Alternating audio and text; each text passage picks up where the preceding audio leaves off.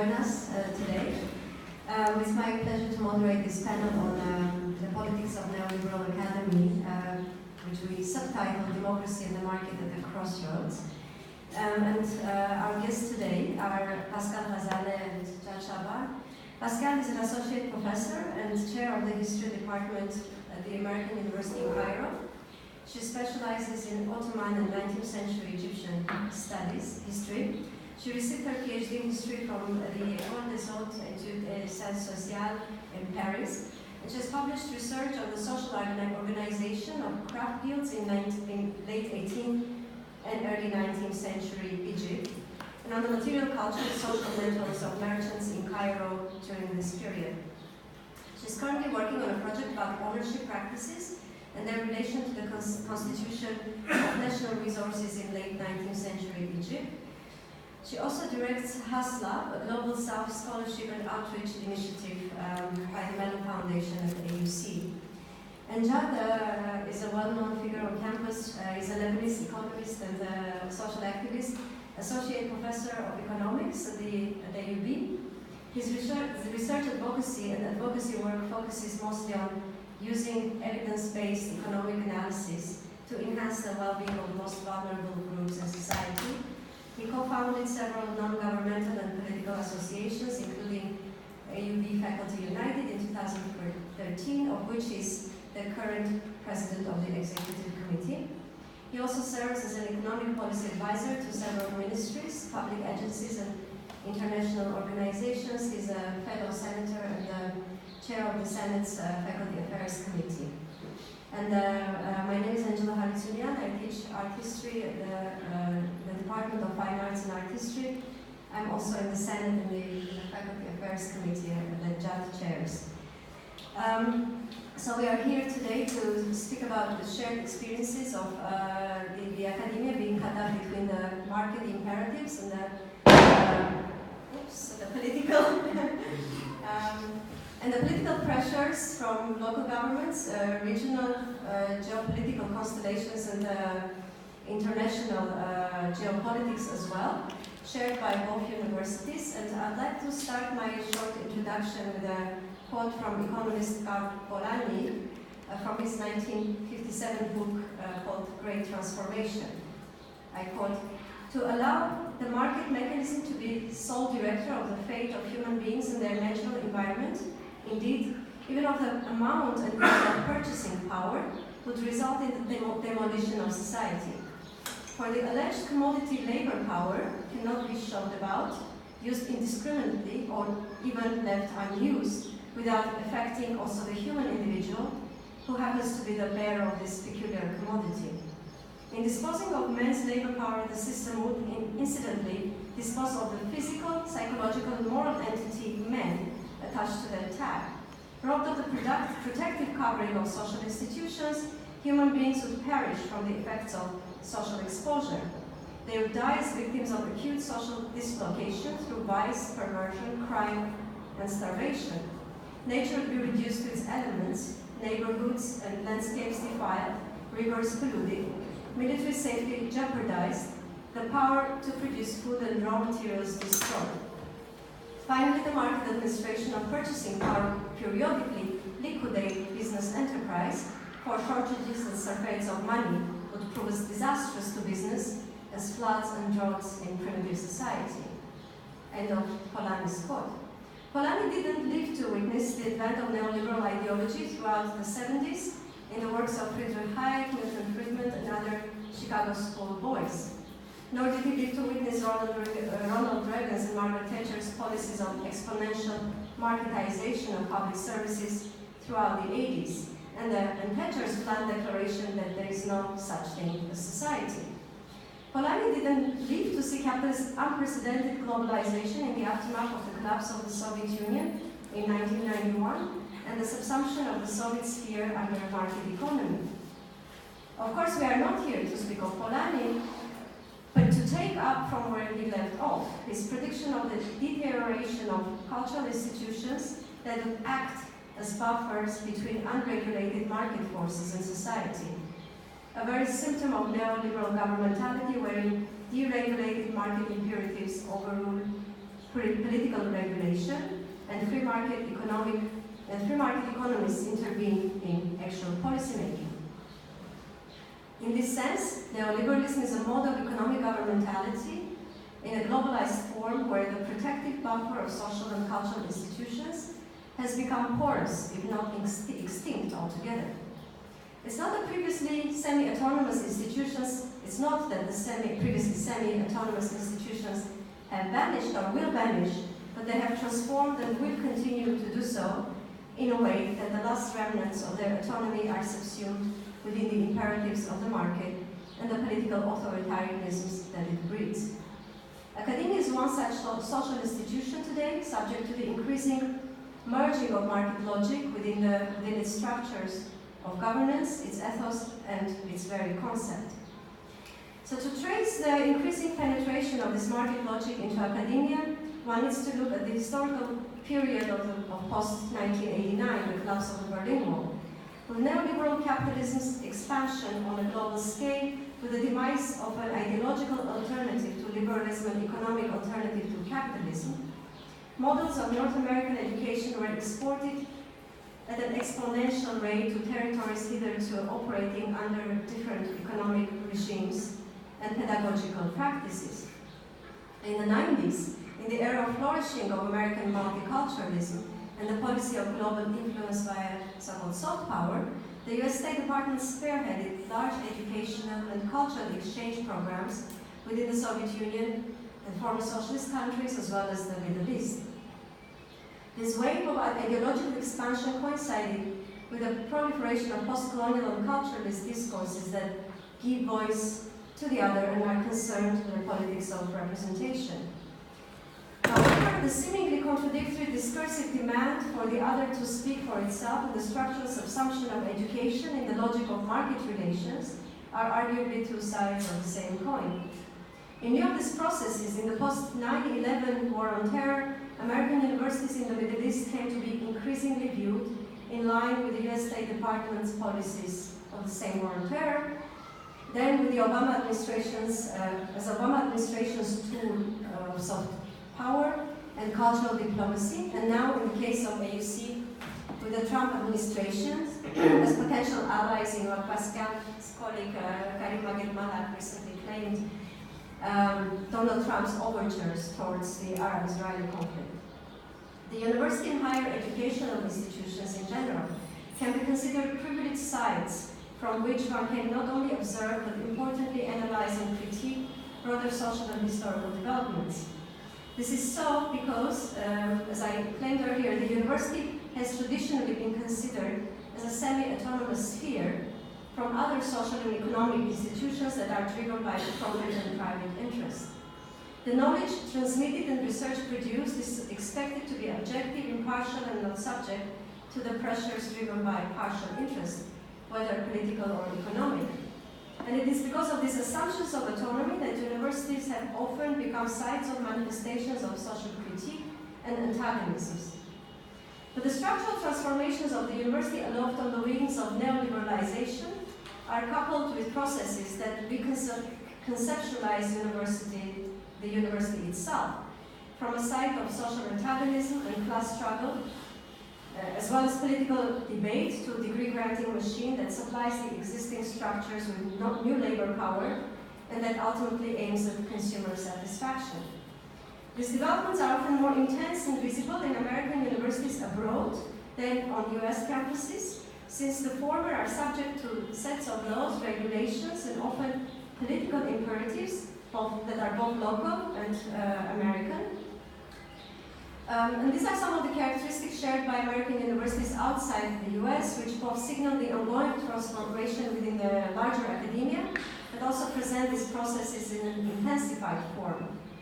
A governing structure that is administratively centralized and top-down, implementation of tools and technologies of assessment borrowed from the corporate world, such as program learning outcomes, periodic program and faculty reviews, assessed by impact factors, standardization of the language assessment across disciplines, prioritization of so-called money-making vocational trainings at the expense of arts and humanities, and the incorporation of humanistic disciplines as pragmatic systematic self-help tools in these vocational training programs, ethics for engineers, art history for business entrepreneurs or medical doctors, and so on.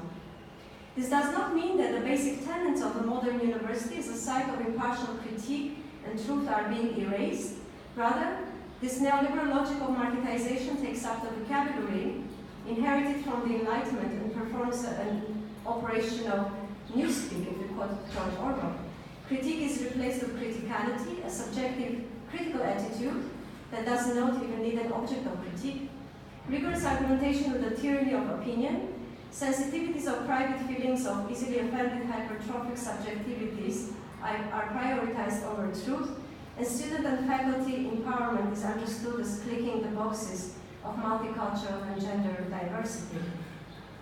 But I'd like to exit from this general introduction and address the specific processes and conditions within AUB and AUC and how what I've described as kind of larger structural conditions are made visible here. And because Pascale is a guest, I'd like to address her first. I assume we all know that the recent incidents that took place in February at the American University of Cairo, when the State Secretary, U.S. State Secretary, Michael Pompeo visited Cairo, and without the faculty's and students' consent or without any discussion, the AUC administration gave him a platform to speak. And in the aftermath of this event, the AUC Senate voiced a vote of non-confidence to AUC's president, Ricciardone, which was ultimately not upheld by the university's board of trustees. But I imagine that these developments are part and parcel of larger structural processes that Pompeo's visit is really a symptom of. So if you could describe some of these processes unfolding at the AUC in the last few years and share with us some of the experiences on the ground. Thank you very much, Angela and Jed, for bringing me here, and I'm actually very happy that we're talking about the things that, the kinds of problems that we're facing in common. I'm kind of new to the whole issue of being actually involved in any matters to do with the university, because for quite a long time I was quite content to teach and not really bother with who the dean was or what was going on at the administrative level. But recently it's become more and more difficult to be happily ignorant, and the Pompeo incident was, I think a lot of people, even those who have been apathetic or who would have happily chosen apathy, really took it as a slap in the face, because what happened was that our president is a former U.S. ambassador to Egypt. He also served in Afghanistan in another capacity. He was an ambassador to Turkey, and he was an ambassador to the Philippines and Brazil. So he seems to have been approached by the U.S. State Department, and Mike Pompeo came to give his speech at AUC, but no one was told, actually. What happened was that the day or a few days after the speech, and the speech was, I don't know, again, maybe your political persuasions are different from mine, but it was horrendous. And it was specifically designed to be kind of a counterpart to the speech that Obama had made from Cairo University. So it was kind of the mirror reverse image. A couple of days after, we all received an email saying, thank you to the AUC community, it was so wonderful, we did such a good job, making sure that Mike Pompeo had a wonderful time, and AUC is like projecting its presence as a bastion of stability in the Middle East, and showing that and a lot of the language that's now being used is all about like marketable things and how attractive we are, and how we're showing that the Middle East is a safe place for Americans to come. So that's like one of the roles of the university. And from there, events started to sort of cascade. As Angela pointed out, we passed a vote of no confidence in the president, and then the Board of Trustees passed a unanimous vote of confidence in him as kind of retaliation. And there were many interesting conversations around that. So during all of that process, which took maybe a month and a half or 2 months, from beginning to end, because now things have, I wouldn't say have died down, but after the Board of Trustees responded in this way, it became quite difficult to know what to do, And I think it's been a very useful thing, because it showed the limits what we as faculty, for example, can do. And it's also been very, very useful because it's revealed the Board of Trustees for what they really are. So those are two very useful lessons. Not necessarily reasons for optimism, on the contrary, maybe reasons for despair, but at least cause to rethink what we could. I think perhaps naively, there was this idea among the faculty that if you pass a vote of no confidence with over 90% of the faculty voting against the president, somehow he's just going to like evaporate or he'll magically disappear. I think that was the hope, but he didn't, unfortunately. So then a lot of other things started to come to the fore in discussions, and I think that this is where the shared issues appear. So one of them are questions of governance broadly defined, the fact that the administration is increasingly taking decisions in a very unilateral way, very often behind closed doors, and very often in consultation with parties who don't really have anything to do with higher education at all. They have more to do with corporate life. So for example, questions of budget allocation, designing a strategic plan. It's very important to have a strategic plan, and all of the different schools and departments have to have strategic plans that are aligned with the main strategic. But we're not really sure what any of these things mean. That's okay, we still draw the strategic plans, and the language has to match, and there's like, it's kind of one of those color by numbers exercises where you find the words in the main strategic plan, and then you replicate them at the different levels, and then everything is harmonious, but nothing actually happens. Performance assessment, another very, very important thing, all skewed in very strange ways. I'm not going to go into boring details, but basically made so that, for example, staff can never get a raise. Staff can never get a promotion. The people who serve in our departments cannot, they're blocked, and they can never do any better.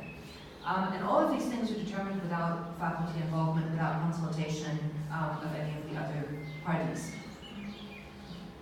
In this image of the AUC community as a harmonious whole. The second issue that maybe we share is the issue of corporatization. I tend to think in anecdotes and images. So when I say corporatization, I see the president with his new cabinet. He has like 8 or 10 people around him who are all VPs. And VPs, this is again very anecdotal. They make something like $200,000 or $300,000 a year, which means that the salary of one of them would be, and we're not sure what they do. Let's put it that way. They're, for example, vice president for institutional innovation, vice president for the infrastructure of the first year experience. It's magical and it's very special. So these people are corporate managers, but even as corporate managers, I don't know about business, but people who know about business, first of all, have identified individuals and said, oh my goodness, why do you have these mediocre people working for you? And the second thing is that the kinds of things that they're implementing would have been regarded as sort of old-fashioned and not very smart 30 years ago in the corporate world.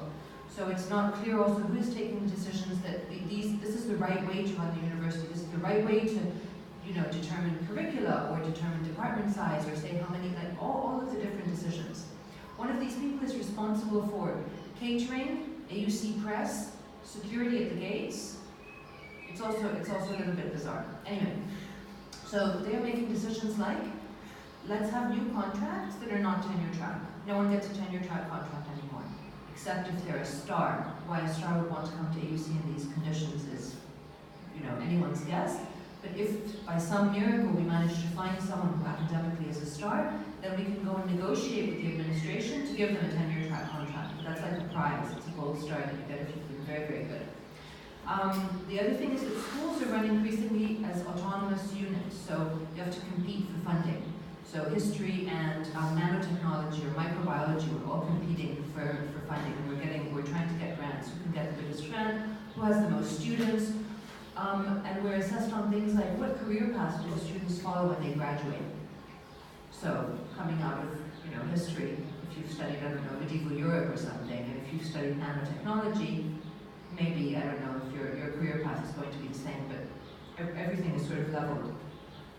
So the consequences for the liberal arts, especially because AUC sees itself as, the purveyor, the main purveyor of the liberal arts education in the region, the only institution that offers the liberal arts education. It's not about that anymore. It's about, as Angela was saying, satisfying the consumer. It's about also telling the consumer's parents that they employ us, so the faculty are kind of, there to provide good grades, because that's obviously our role in this kind of setup.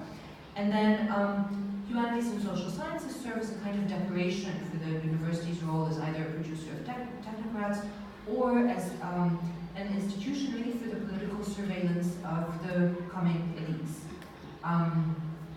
making sure that they're kind of ideologically, I suppose, acceptable. Speaking of control, the third main point, and I think that this is maybe where AUB and AUC. Thank you, Frank. Thank you for your service to America as well, in addition to the duties you perform here at AUC. Nice. It's cute. So the university basically in this system operates as an array of facilities. What can we offer the embassy? We can offer a secure campus in the desert. No one can get, onto the campus. Pompeo can give his speech. There won't be any pesky students protesting or any noisy faculty or anything like that, because the university is totally secure. And so it's offered up for profits of various sorts. And I think it's useful to compare that kind of profit with the sort of, profit of this liberal arts education. What kind of symbolic profits are you offering as well? The fourth point, and again, I'm not sure about the Board of Trustees here at AUB, but the Board of Trustees at AUC, first of all, is totally impervious to any kind of oversight, any kind of questioning. We don't question the budget. We don't know where the money comes from. We don't know where it's invested. We're not allowed to ask any of these questions. The Board of Trustees, the board is constituted in Delaware, which means that it's immune to oversight. And this, NGOs in the US that are constituted in Delaware, that's why they're constituted there, because it makes them basically legally immune. And it has on it individuals like the UAE ambassador to the US, one of the most powerful men in Washington, and someone who has been, he's kind of, I don't think that I'll be slandering anyone if I say he's a known sex trafficker. So, he's just one of the people on the board. So yeah, this is the situation at AUC. The faculty are not necessarily happy with the way things are run. The students are not necessarily happy with the way things are run, but it seems increasingly that I have to be positive. We're moving towards a situation of paralysis. However, we continue to hope that we can oppose it in one way or another. Actually, Pascale asked the question, who are the board of trustees, and I know that John has some revelations for us. I'll just pass the microphone to you. This is the kind of the spoiler for the afternoon today. Thank you very much. Thanks, Pascale, for coming. It's a great honor and pleasure to have you here and to share our experiences. And thanks, Angela, for organizing this event. A lot of effort doing it. And thanks to our GAs in Faculty United for their help, Rina and Murtada, who actually preparing for this seminar today. We, together with Rina and Murtada, looked at the Board of Trustees of AUB and its composition over time. Because we were asking ourselves a basic question. Every time we try to change anything on campus, even though maybe our situation is a bit better than the UC in comparative perspective, every time we had a vote of no confidence back in 2014, and the Chief Operating Officer, for those who remember. And that vote of no confidence, the Board of Trustees said, no, we have full confidence. Even after a thorough investigation, independent by faculty members, endorsed by administrations, some of the administration, that found fraud on major financial contracts estimated for IT at $8 million. The Senate voted on a secret ballot, and when we had the vote count, deans voted with us in the Senate. We have a Senate where deans also are voting. So it was an overwhelming majority that questioned the ability and authority of the COO, who was actually appointed similar to these processes where you get somebody who used to work in the University of in the region, in Sharjah, I think, and then came here, someone who's from the private sector and just getting a salary back then of $400,000. We have salaries higher than the UC actually, which is proud of that. For administrators. So, and time again, in the Senate, we had a very active faculty body and a faculty organization, that countered many things, but always fighting with the administration. But we felt always that the Board of Trustees had the final say as usual, but the dynamics there were interesting and were often siding with private interests. And we saw this on campus in contrast being allocated in the famous AUB leaks. If you recall, back, there was a major leak of emails from AUB, not questioning whether it was right or wrong, but there was a lot of information that at least showed infighting within the Board of Trustees also. So the question I asked myself, okay, let's look at the past, because as a historian you know, but also some things can be explained by past trends. And has it always been the case? Who is this Board of Trustees? How many members are there? How is it composed? And can we kind of find some trends in its composition that explains our state of affairs, where we have all of this business interest predominating, where we have all the things that described it's exactly as if you were here in Egypt. So we gathered data from 1968 every 10 years, going back into the faculty, the annual publications of the AUB and getting the names and searching for it. The first observation is that the board size increased from 25 members in 1968 to a peak of 45 in 2008, so we took 10 years difference. And then in 2018, 39. Now the board corporate bylaws say that the maximum is 40 on the Board of Trustees. The board, like you mentioned, you still have the same functioning. It's very similar to a fraternity. The board can meet on the phone. They can meet without quorum or with minimal quorum, and the executive committee makes decisions that are binding for the board. Not all decisions need a full board. The executive committee is usually up to 6 members of the board that allocate responsibilities for them. So the first finding, and this is something we all suspected, that boards of trustees are getting bigger. Doesn't mean that necessarily they're getting better or that we need a bigger board. It's like the Lebanese ministries. Do we need 30 ministers? There was some time about 32 people. I think definitely we need a smaller board, and a smaller board is easier to meet, it's better oversight, in corporate governance, and it's coming from business. This also makes sense to have smaller boards. So the first observation is that we had over time a larger board. Second observation, the share of women in the board. It was only 12% in 1968, dropped to 9% actually, 78, then increased, which was good, up to 98, 23%. And then the interesting finding is that the share of women on the board actually dropped recently to only 20%.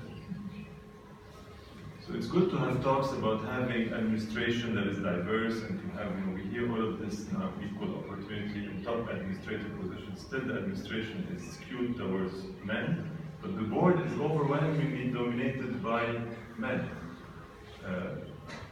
You can say what you just said, but by largely men.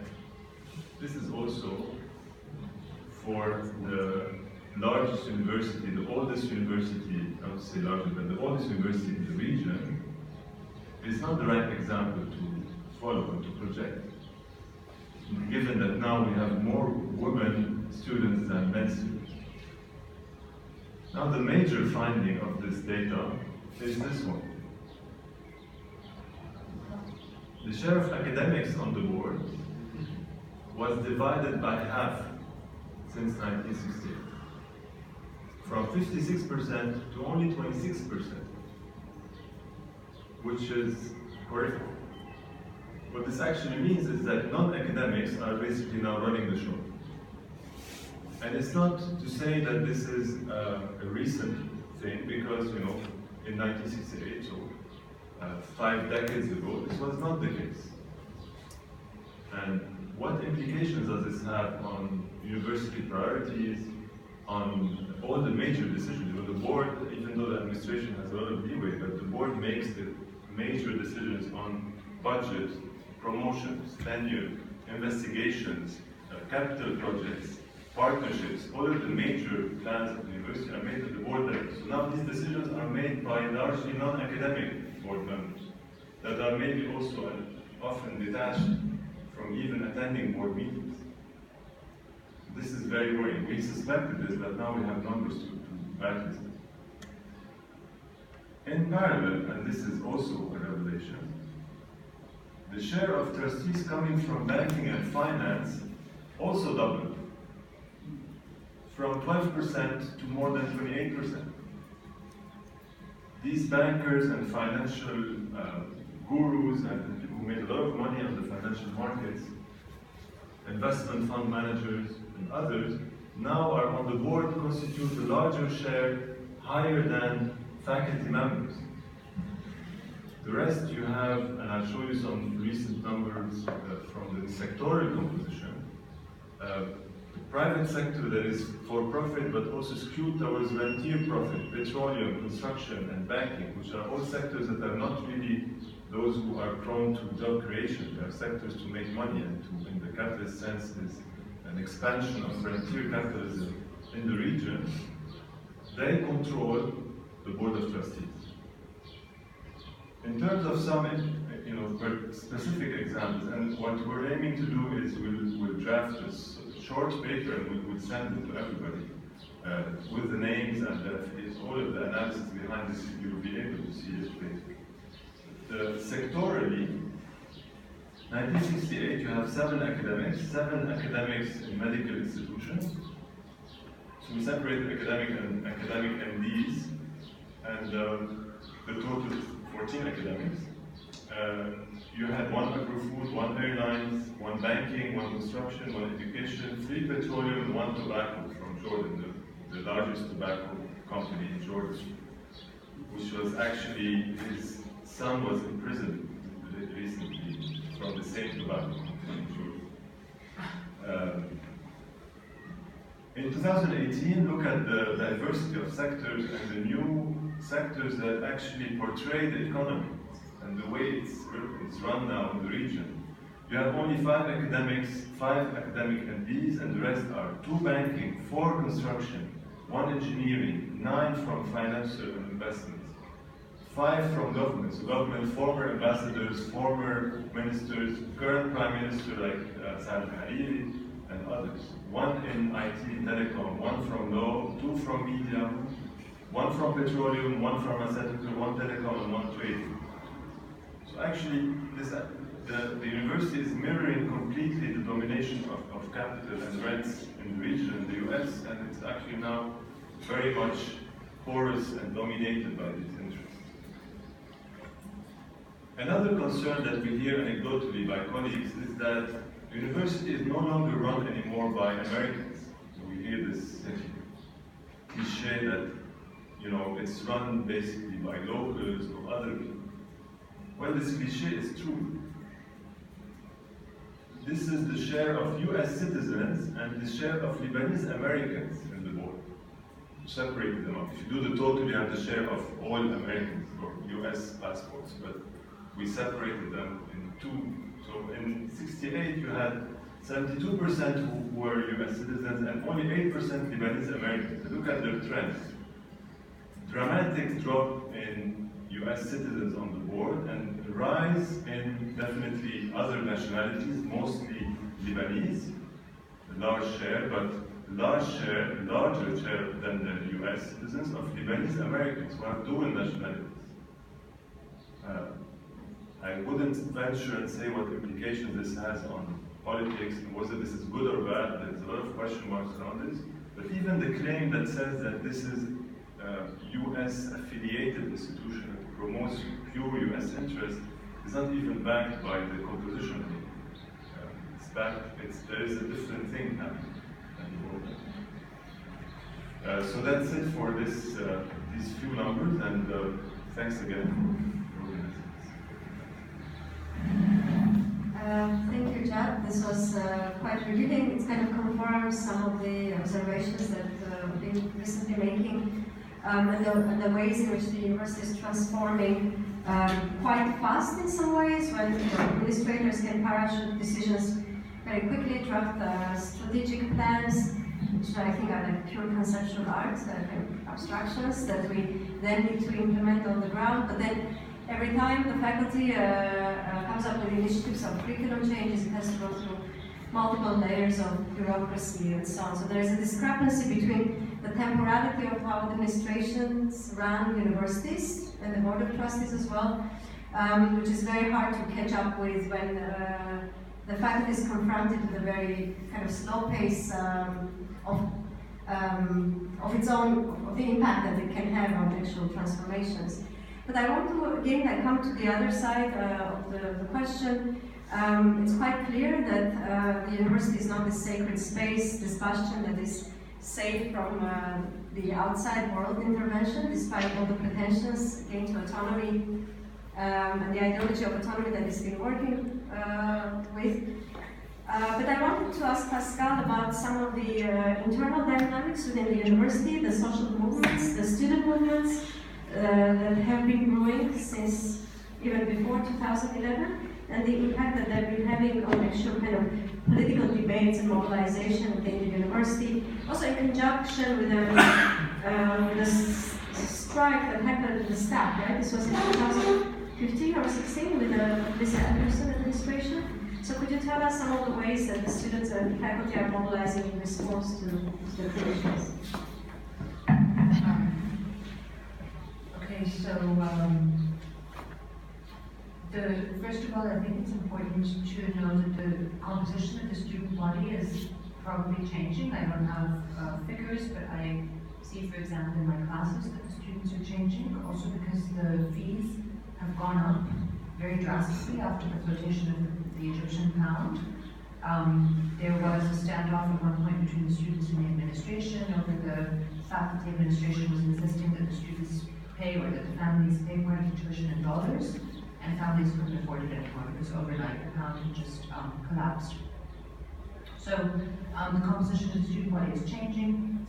Tuition is now, I was saying, I looked it up, and the figure that I came up with was $1,000-something per credit hour.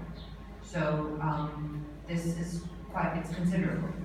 And so the families who are still sending their children to AUC tend to be families who can really afford to, but at the same time are not sending their children to a university in the US or in Europe, even though they could afford to do so, because it's now pretty much comparable, it's a similar price, whether because they're maybe socially conservative, so they don't want their children living alone, or because their children can't necessarily make the grades to attend a university elsewhere. So this is one thing to keep in mind. There's still a degree of student activism, I think. The student union is still quite active. It tends to, but not exclusively, it tends to kind of focus on the students' needs, so in particular material needs. So questions of tuition, questions of textbooks, questions that have to do with, I don't know, things like food outlets on campus, etc. And then occasionally, part of the student union will mobilize in solidarity with the faculty or in solidarity with the staff. This is quite a recent, I would say this is a development of the past maybe 3 years. The incident that you were, or the movement that you were referring to had to do with the staff and the administration's decision to cut back on staff numbers. And there were sit-ins for a couple of months. During these sit-ins, a couple of things happened. First of all, there were fairly nebulous security individuals on campus who would take pictures of faculty who were doing things like engaging in teach-ins, or they were holding classes outside the classroom because in solidarity with the staff, it had been decided that we wouldn't go into the classrooms. And then people were threatened. People were threatened for infractions that had to do with things like smoking on campus. So a colleague of mine, for example, was found smoking on campus, and she was told that if she was found again, she would be fired. She's 10. So there was a discrepancy between sort of the nature of the crime and the threat that went. And people were being photographed, etc. And during this period, also the administration installed security cameras in public lecture halls. So if you organize a talk and you have an invited speaker, and people come and attend, and people are kind of speaking openly, they don't realize that there's a camera there. These things combined have kind of contributed to a situation where perhaps there's more reluctance to talk. There's more reluctance to organize and be active. So while there is, so in this recent incident with Pompeo, there are student representatives on the Senate, and there are student representatives who sat in, for example, on the general faculty meeting where we passed the vote of no confidence. They were very supportive of us. They wrote articles, they organized, they took actions, etc. But the momentum didn't carry forward. So again, as I was saying, the initiative is there, the knowledge of how to organize is there, the desire is there, but things kind of come to an end, and perhaps this has to do with what you were saying about the age of social media activism. As soon as the incident is over, things go back to normal. But I think it also has to do a little bit with these changing structural conditions. I recall that during the 2011 uprising, the Egyptian state security was notoriously using the Tahrir campus, the snipers were using the Tahrir campus to target people on the square. And then right after Mubarak's resignation, the AUC administration launched a whole very quick campaign to sort of capitalize on the revolution, where faculty were called upon developing syllabi overnight to offer courses on the revolution. So there's also always like this double game with politics.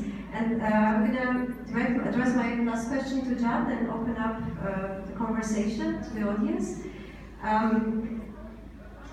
So we are doing all these activities on campus. There's the Faculty United. There's a strike in the Senate attempting to prevent some of the policies that might harm faculty and students and what we believe are the core values of a university. But do you think that, I mean, it seems like a very closed-off universe, a bubble. Do you think there are ways to connect with the outside world, with the broader social sphere in Lebanon, and what do you think the effective action would look like today, coming out of the campus politics? I'd like to mention that, it's a very good question, but there are initiatives being had by students to have, for instance, a student contract where you have the same tuition over many years, and there's a student network called MADA, which is getting signatures from many students around universities, including the public universities. So on the student side, I'm happy to see that students are really active outside of campus and outside of work. In terms of faculty members, it's very tough because the first thing is time and workload. Even though the administrator always says, yes, you're on 9-month contracts, we call you, we'll see you, whatever, and I always get colleagues and administrators saying, yeah, we try to find you, I didn't see you in your office, something like this.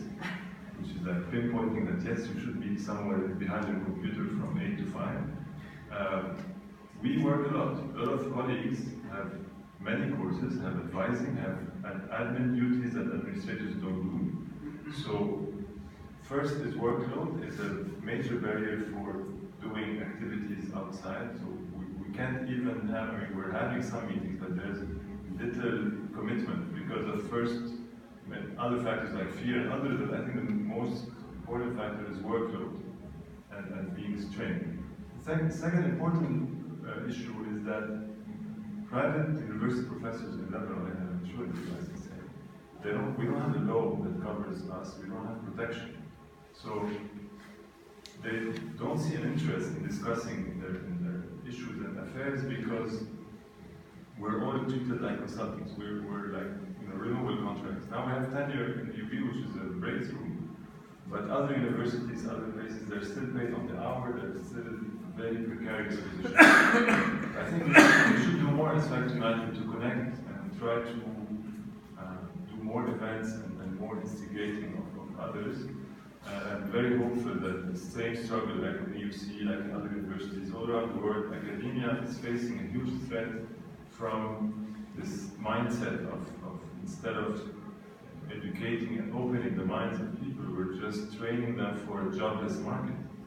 And this is wrong. You know, this is fundamentally against at least what most of us signed in for. So I'm still, you know, trying to be optimistic about it. Okay, we have about 20 minutes. We can take questions, comments, interventions. I have two questions. One is philosophical and then one is more pragmatic. The philosophical question, I think, is the administration versus faculty, right? So we as faculty, we want to believe that if organized by leaders like Jad, you know, in the faculty neighborhood, I have a lot of admiration for Jad and your work. We can change things. And I think I've seen in the past, I've been in both institutions, and here I've been more than 6 years. I've seen things change, and partially because of your contribution, but sometimes I feel like maybe we're delusional. Maybe they let us play in our, you know, faculty kindergarten when we are. They said, let them play and fight together and create some kind of illusion that we can change something, but in reality, they keep us all under control because at the end they're the decision makers, they're the ones who have power.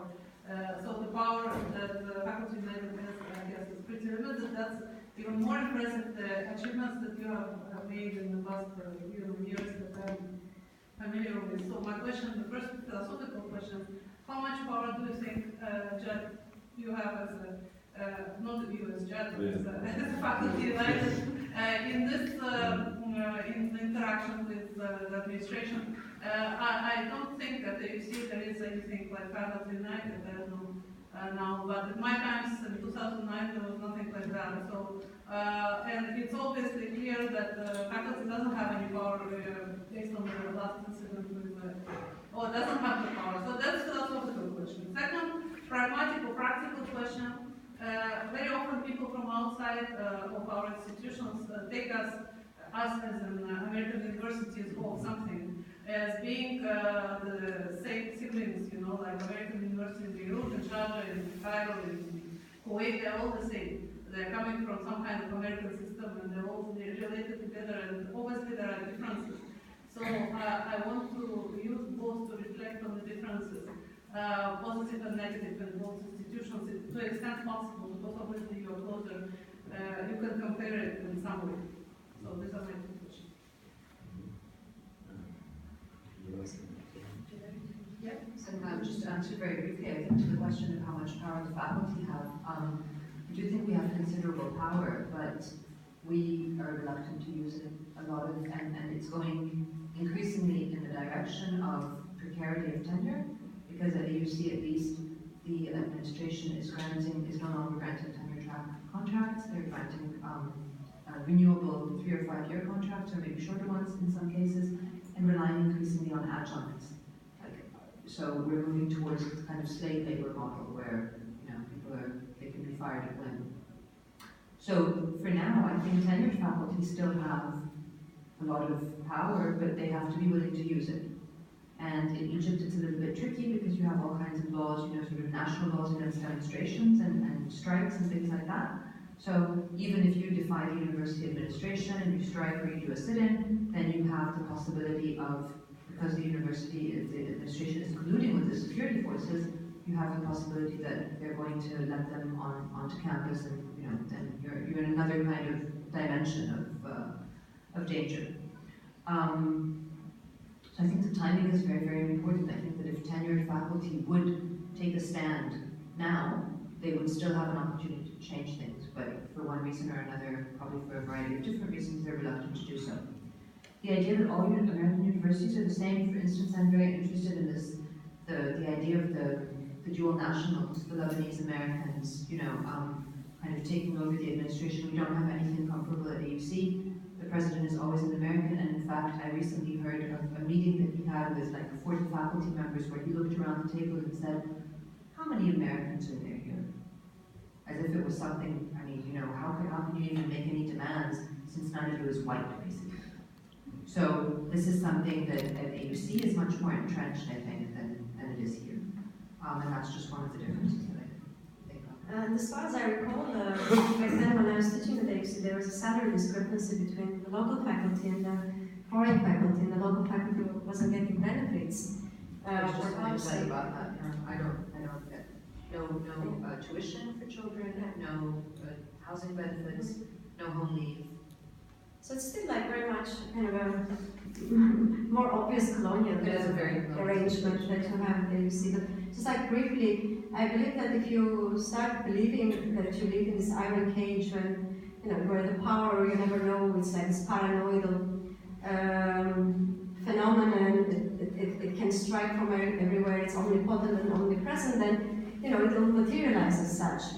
And then you become paralyzed. But from our recent experiences in the Senate, if you tackle policies that are being parachuted much more concretely and specifically, it's possible to confront and change things, because even I mean, these administrations that we are speaking about, they're all about perception and PR. They do not, I mean, if nothing else, they don't want bad publicity. So they try to find a way to negotiate with their so-called constituents in order to not blow things out of proportion. So this is where you can actually intervene and make some changes. But otherwise, if you think that they can do whatever you want and we're little children playing on the ground, yes, this would actually be that way. But I'll give it to John. So, you know, I'm on the opposite. I'm very happy with what we've done, because it is not a personal achievement. We are a strong group of almost 200 faculty members that are still believing in the power of organizing. And I think this is the major power here. What changed from the past, you know, the threats that we've seen and the changes were tremendous. We had a contract change without us knowing. We had benefits change without us knowing. We had administrators coming with no oversight, no search, now it's still happening a bit, but less than before. Now the administration cannot change one benefit without thinking twice. The implicit threat of organizing, and it's not something specific to AUB or universities, in any organization, when some stakeholders organize very well around the issues, they're sure to create a balance of power. But this needs to be sustained, this needs to be renewed, this commitment to each other needs to be renewed. The second thing is that what I found it interesting with this particular administration, unlike the previous ones, I've been a student here and I've been a faculty for like 13 years, is that they're sensitive to the mission of AUB. When you go back and tell them, you know, this was not what AUB even was founded for. It was founded to educate everybody. It's an equal access. It was founded to treat people in a human rights way. You cannot fire anybody like this, you cannot do this, you can't do that. This speaks to some, you know, parts of the administration. So we're always, in a recent meeting, I told the president, the provost, in Arabic, Jamia is a gathering, tajma, and it shouldn't be seen as a corporation. It is really a gathering place of scholars, of equals, and that, you know, education should flow this way. This is not a corporation. This is not about administrators and salaries and worrying about the future.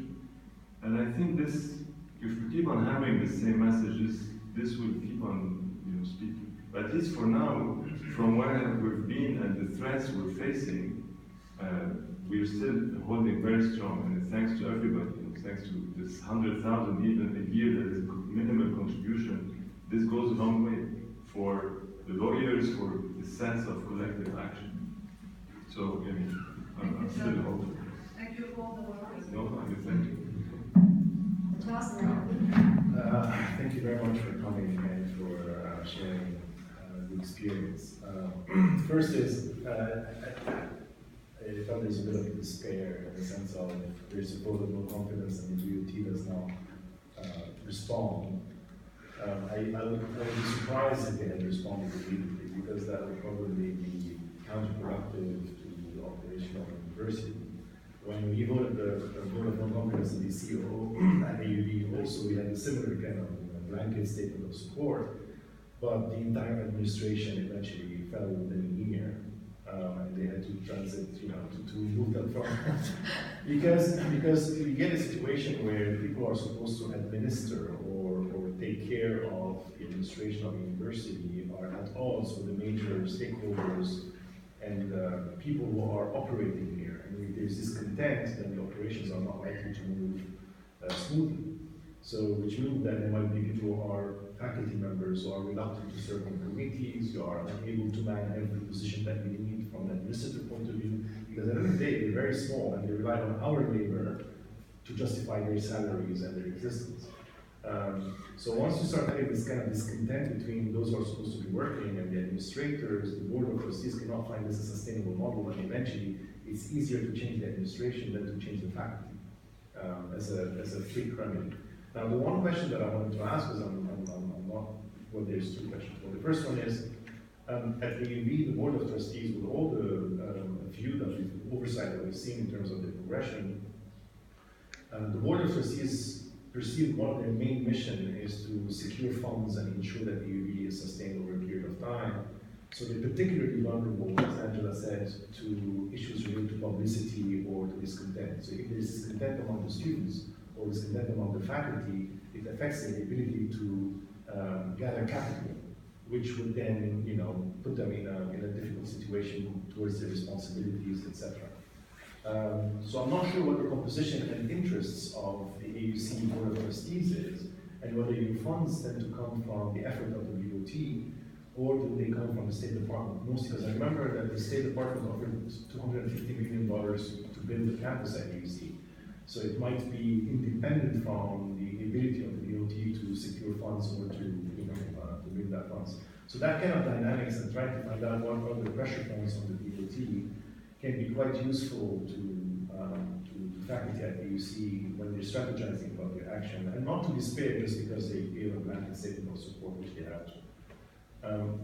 So some comments on that I'd appreciate. And the second question is, considering the security apparatus that you're describing in terms of both internal and external cameras everywhere and so on and so forth, and external in terms of collusion with the security forces and the laws in Egypt banning protests and so on, and the insecurity and precariousness of the jobs of faculty members increasing with less tenure, jobs, etc.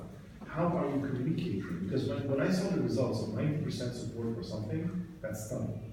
For me, it's a bit worrying because it looks like 99% election rates on so you wonder about it. But how did you manage to communicate? What are the venues? What are the media? What communication tools do you have to ensure that? How do you do it basically in the absence of a faculty association to gather that kind of conviction in terms of perspective against something? And to have a Senate vote that is like 80 or 80%, so you have a 90% vote in the faculty and 80% vote in the Senate, or something along those lines. So how did you coordinate? Is there an idea of a faculty association there? Are you going to open a chapter of the AUP there? Or are you thinking about things like this? Okay. Where do the funds come from? I don't know. It's something that we have to look into. And I think that because the degree of animosity and the intensity of the conflict is new, maybe it's been sort of a little bit subterranean until now. I think that we need to organize, and we need now to think really in terms of not just this is something that we can do in our spare time, or we have to look at it as if it's a war, which it always has been, but we haven't necessarily been seeing it that way. What I do know is that the president has not done well raising funds, but despite the fact that his record has been really dismal, like he set the bar very low and he didn't even meet it, the board still won. So fundraising is not his main draw, at least. He serves another function. Now, there are members of the board who are incredibly wealthy, like their personal sort of, and it's been suggested to me, and it's to be verified, that they kind of are willing to spend their own money on AUC because they consider it theirs. They have so much affection and love for it that they'll Exactly. Well, yes, you do invest your personal money in something that belongs to you. So But yes, it's a point well taken. It's something that I think we need to look into systematically. That it's hard because there's like a veil of secrecy that prevents us from seeing what the financial activities are. But there, I guess, are ways. At one point, I remember that this was a while back. The Caravan, which is the student newspaper, had run an article on kind of, the offshore accounts of things in the Bahamas. Oh yeah. So, I think that we need someone like devoted full time to investigating that stuff. Regarding the coordination, it was serendipitous, and I think that this is why it fell so drastically, because after everyone was kind of wrapped up in this moment of euphoria and ecstasy that we all we're all just going to sweep him out, and it didn't work. Well, there was no infrastructure of organization. We do have a chapter of the AUB. It's quite small and it doesn't have teeth. And we relied, unfortunately, in this particular conflict with the board, we relied on one member of the administration, he's the head of the Senate basically, and he demonstrated leadership that made everyone rally behind him. It's so tragic, and I'm shuddering now to recount it, but it has to be said. And then after that particular conflict was over, he just disappeared, and the whole thing fell apart. I'm gonna cry now. No, but it's true. So again, I think that we need to organize more effectively, but there's also, it has to be said, I think, I don't know if it's a majority or of people who are very, very reluctant to make bad publicity. One of the things that we said we would do is that we would publish, something in the Chronicle, that we would, the Chronicle of Higher Education, that we would appeal. Now there's a committee from the AUB that's supposed to be trying to investigate governance issues. And there are still faculty saying, we don't do our dirty laundry in public kind of thing. We resolve these things internally because, and there's the other kind of, the omnipresent threat. And if we make problems and we show that there's division and dissent, then this will open it up for the Egyptian government to intervene, and then we'll end up like our university. No one wants that. So, follow up quick one about you have accreditation exercises. Yeah. These are useful tools too, by the way. Yeah, it didn't work. Because one thing that both BOT and administration are particularly wary about is a negative or a threat to withdraw an accreditation of the UC, because then it could become like Cairo University or whatever, kind of thing that you're hearing.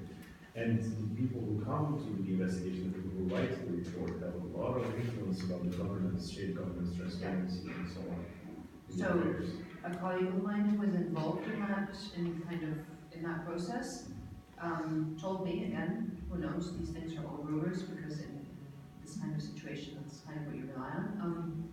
Middle States Commission visited AUC, drew up a report in our last accreditation bid saying that there were problems with governance, and then the report disappeared. We have time for two very quick questions, then we have to leave the room. Ali and Natasha, and then maybe privately we can talk outside because there's a Qassar event here. Yeah, there's coffee. We can grab a coffee.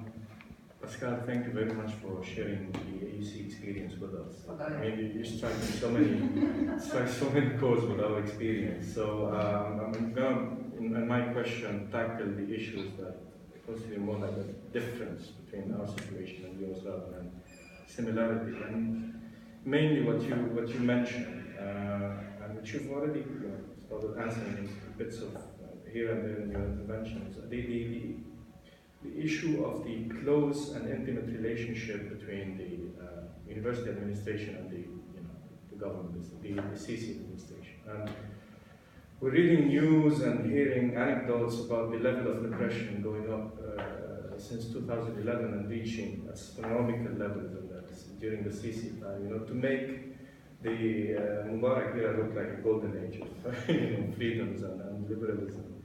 And yet, what strikes me is that, by these standards, the levels of mobilizations that you're capable of enacting and that reach this no confidence vote were remarkable, despite what you mentioned that there's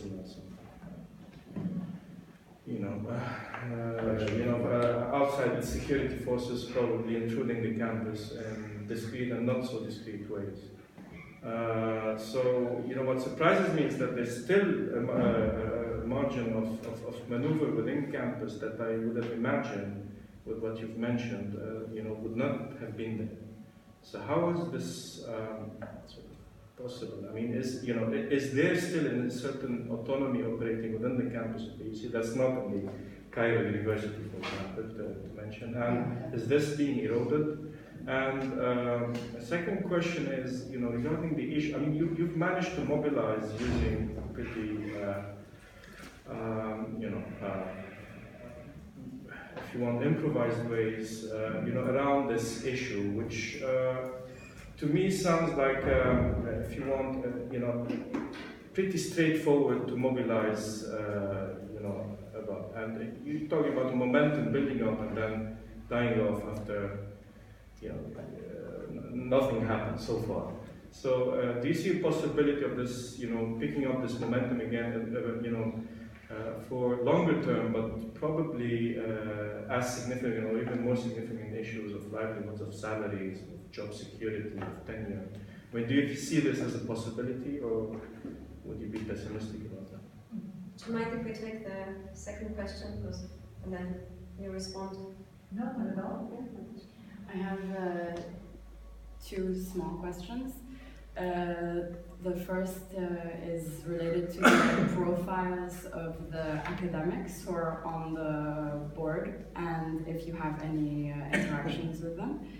The second is it strikes me as strange that AUB in the current climate would propose something as a tenure track for professors. So if you could, I don't know, say a little bit more about that and maybe some of your interventions.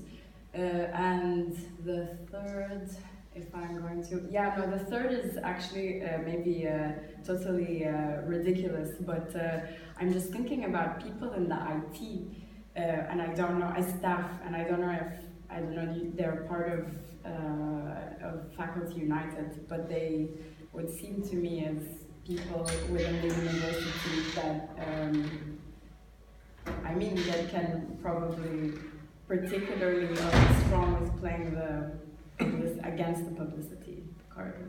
So. Can you say the last part again? Yeah, I don't know, staff members in the IT. I mean, they have a lot of access and they can do a lot of things, and I don't know if that's just. Or just friendly hackers. Friendly hackers. Yeah, I'm just thinking of Mr. Robot. Okay, 1.5 minutes each, and then Robert Myers is here already. Is there autonomy at what values for communication? Lost autonomy and space to maneuver versus Cairo University, as we don't yet have moles on campus to the same extent as Cairo University. Cairo University, it's known that there are students, there are large groups of students who are in the payment security services and they're there as informers. It's not that bad at AUC, to my knowledge. Is there any hope? Yeah, there's hope. There's hope because there's a margin of maneuver. I mean, maybe it's to do with what Marina was saying about the fact that, we seem harmless. Like, let them shout and let them have their little demonstrations or whatever.